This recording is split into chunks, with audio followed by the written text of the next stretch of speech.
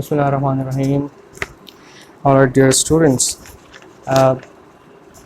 before moving on to problem number, the next problem which I wanted to discuss, I want to solve problem 5.12 of the previous edition, 6th edition of your textbook, because I found it to be quite interesting one. So in the problem, the problem statement says that the spherical surfaces r equals 3 and r equals 5 centimeters are perfectly conducting. The total current passing radially outward through the medium between the surfaces is 3 amperes DC.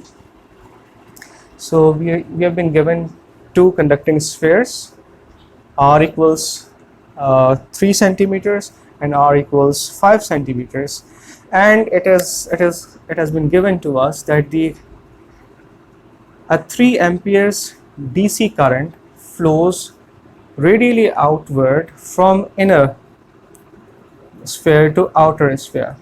All right, so this is also given to us. Total current of 3 amperes DC is passing radially outward between this sphere, or in other words, through the material between these two spheres.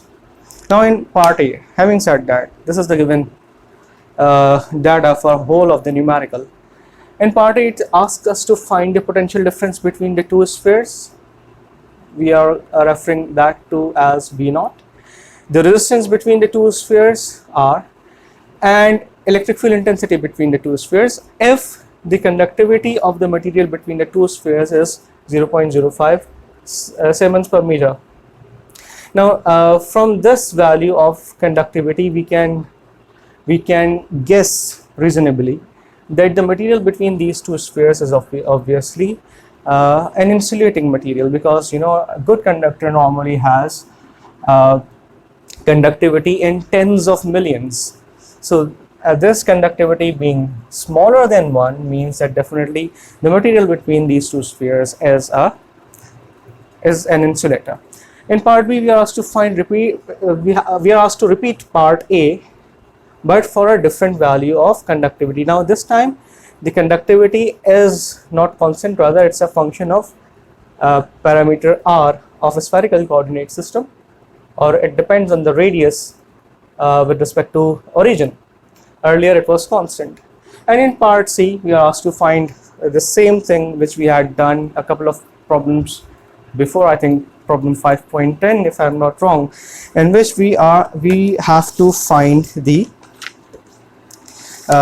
we have to show that the integrating power dissipated per unit volume over the entire volume between these two spheres conducting surfaces, if integrated over entire this volume, which is between 3 centimeters and 5 centimeters, it gives us the total power dissipated between these two spheres, these two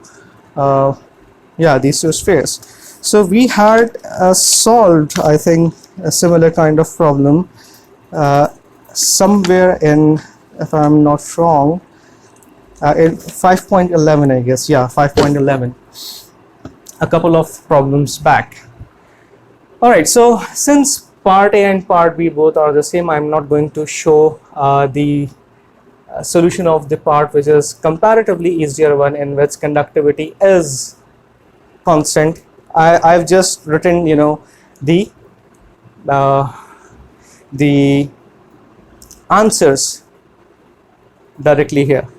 Remember, notice that the flow in which we were asked to find unknowns were like voltage, resistance, and electric field intensity. But in reality, when you'll start to solve problem, the first thing you'll find will be electric field intensity, and then the thing which you'll find will be voltage, and the last thing which you'll find is resistance.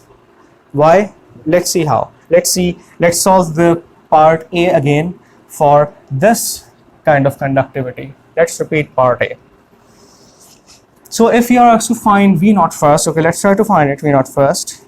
But we would realize from this formula that to find V naught, that is the potential difference between these two spheres, these two conducting spheres, to find that, we have to find the electric field intensity between these two spheres.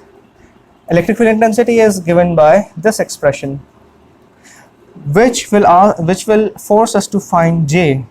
All right. So we cannot find V naught until we find E. So first thing which we'll get is definitely E, then V naught. How are we going to find J?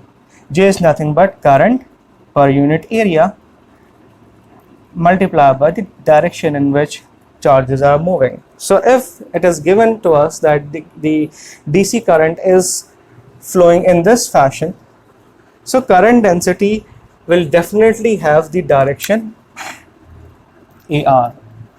AR. Okay. So now 3 amperes DC divided by surface area of the sphere between these two spheres. Generally we can write it as 4 pi r square. Replace, if you want to find current density on the inner sphere, just replace the value of r to be 3 centimeters. If you want to find the current density on the outer sphere, replace value of r to be 5 centimeters.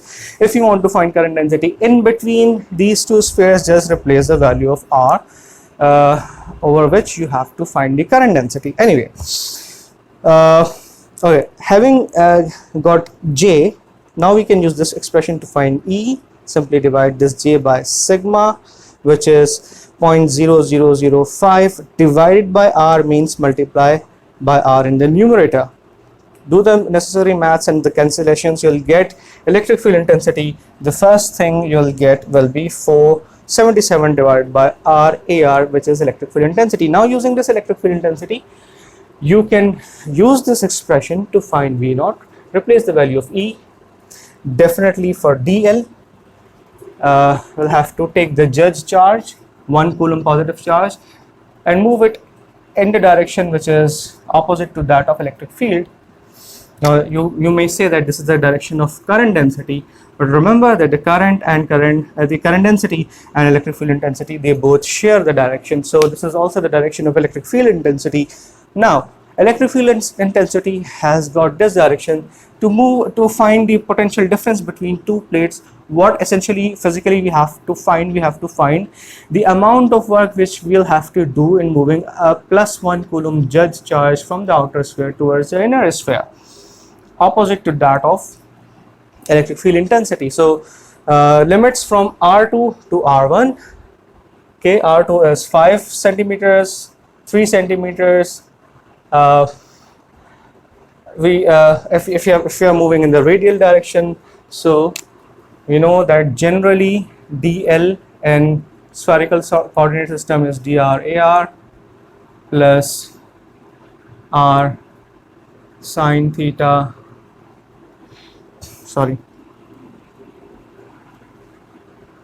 R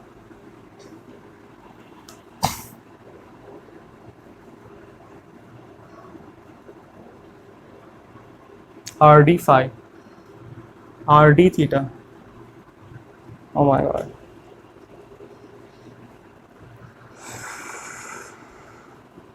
RD theta, A theta plus R sine theta D phi, A phi. Okay, but since we are moving in this direction, only the component which is the first component would remain, the rest would be 0. Never mind, if you put the whole DL over here, since electric field intensity has got only one component of DL will remain, will be non-zero.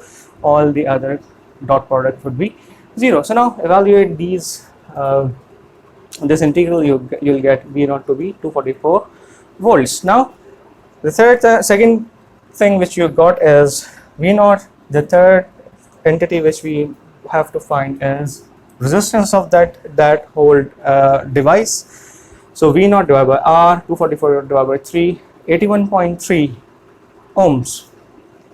Okay, so now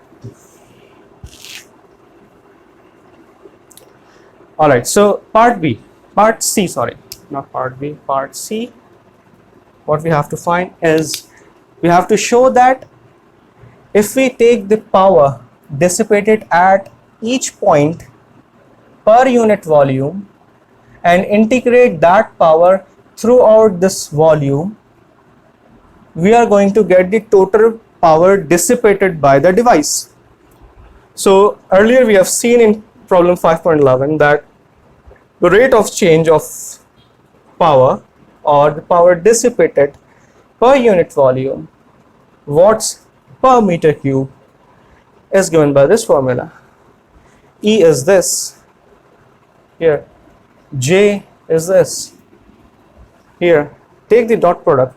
113.9 divided by R cube watts per meter cube is the power density which is dissipated per unit volume. If you want to find the total power dissipated throughout that volume, we'll have to integrate this entity, where this E dot J is 113.9 divided by R cube, and this dV is well known, R square sine theta dr d theta d phi. R square will cancel this cube, and then we'll have to do the maths, which is not that difficult. All right, so let's try to continue with the next steps.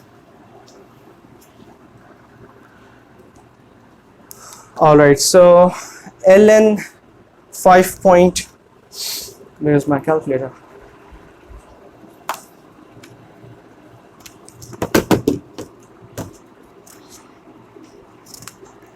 ln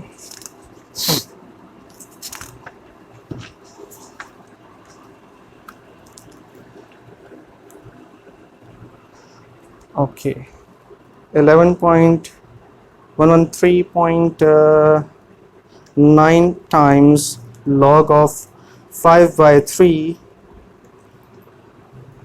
times, this would be cos of 5 minus cos of 0, meaning minus 1 meaning minus 2 plus 2 multiply by 2 multiply by 2 pi. Okay, so if you would integrate this,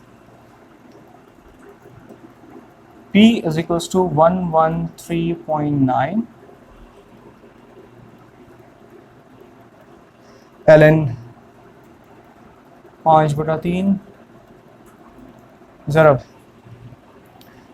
This whole thing will be minus 1 0 2 pi. This will be plus 2. So total power dissipated between these two conducting spheres would be 731.15 watts. This is what we have got using by integrating the power dissipated per unit volume throughout this volume. Okay, but how to show that this is equals to the actual power dissipated? We know that actual power dissipated within a device is P is equals to VI. So V is 244 and I is 3. So if I would multiply 244 by 3, we are going to get 732 watts, approximately the same answer. So it has been shown. Okay, this is how you would solve this problem and similar problems. With this, Assalamu alaikum.